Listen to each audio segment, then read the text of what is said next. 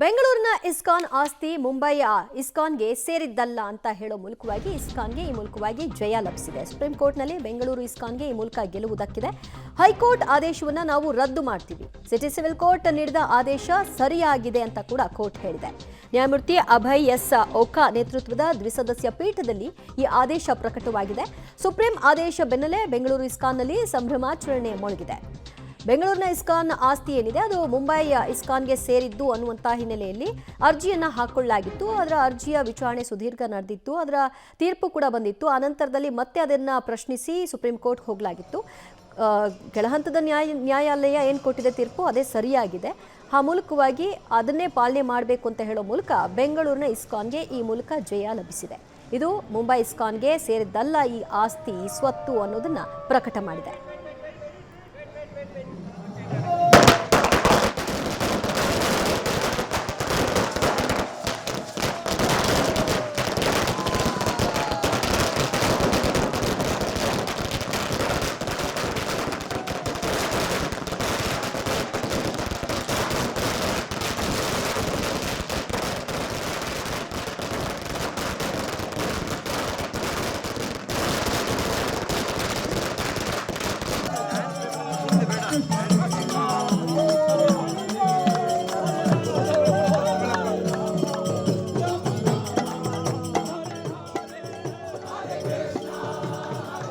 ನೋಡಿ, ಒಂದು ದೃಷ್ಟಿಯಲ್ಲಿ ಇವತ್ತಿನ ಸುಪ್ರೀಂ ಕೋರ್ಟಿನ ಆರ್ಡರಿನ ಪ್ರಕಾರ